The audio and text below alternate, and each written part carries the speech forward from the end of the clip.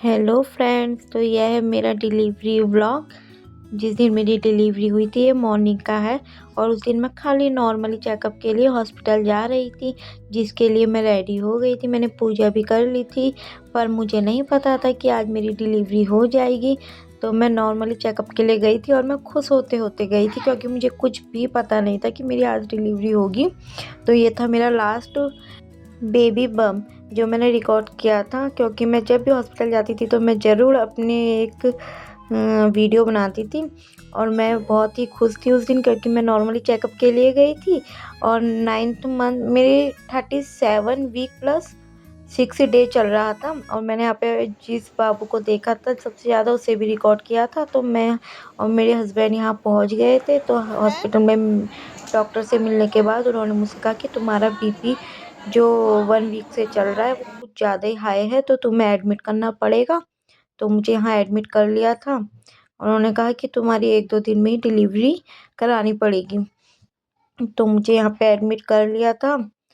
Saturday था उस दिन, सैटरडे, हाँ। तो हमने डिसाइड किया कि एडमिट हो जाते हैं।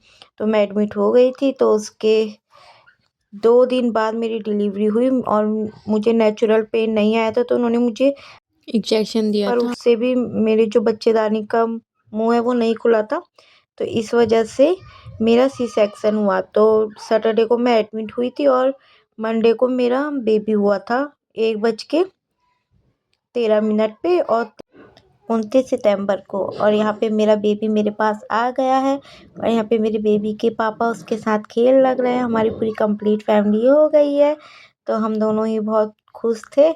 और यहाँ पे मेरे हस्बैंड जी भी उसके साथ खूब खेल लग रहे हैं। और ये खुशी इतनी, मतलब इस मोमेंट के बारे में तो मैं कुछ कह ही नहीं सकती। इतना अच्छा लग रहा था। जो सी सेक्शन का पेन था वो भी मुझे कुछ नहीं लग रहा था उस टाइम पे, अभी भी नहीं लग रहा है। और ये व्लॉग मैं काफ़ी लेट अपलोड कर रही हूँ, क्योंकि मुझे इसके साथ टाइम नहीं मिल पा रहा था। तो ये मैं मैंने वीडियो बना के रख ली थी और मैं इसको लेट अपलोड करूँगी। और यहाँ पे मेरा बाबू मुझे कैसे टुकुर टुकुर देख रहा है।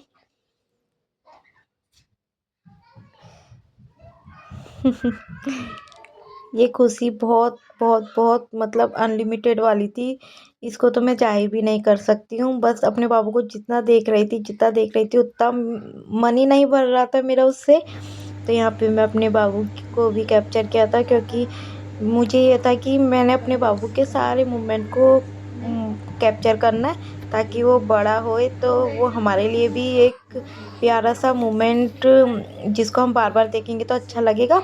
और हमारा बाबू भी बड़े होके इसको देखेगा तो अपने बचपन की फ़ोटोज़, जब वो पहली बार हुआ था वो सब, तो उसे भी बहुत अच्छा लगेगा। तो इसलिए मैंने सब कुछ रिकॉर्ड करके रख रखा है। तो यहाँ पे मेरा बाबू ऐसे देख रहा है।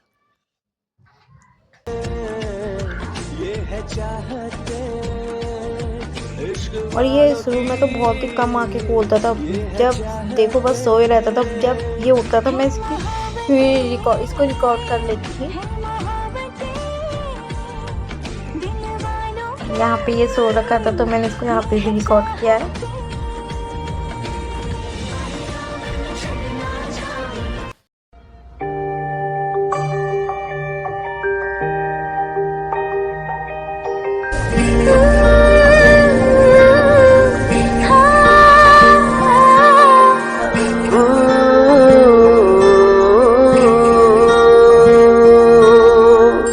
जब मेरी सी सेक्शन डिलीवरी हो गई थी उसके बाद भी मुझे 1 हफ्ते तक हॉस्पिटल में एडमिट रखा, क्योंकि मेरा जो बीपी था वो कम नहीं हो रहा था, नॉर्मल नहीं आ रहा था।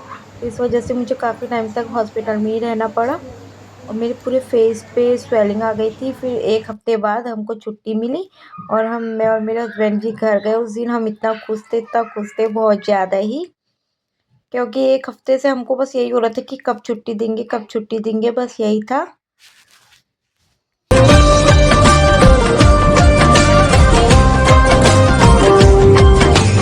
चाहते है मोहब्बतें दिल वालों की, ये है चाहते।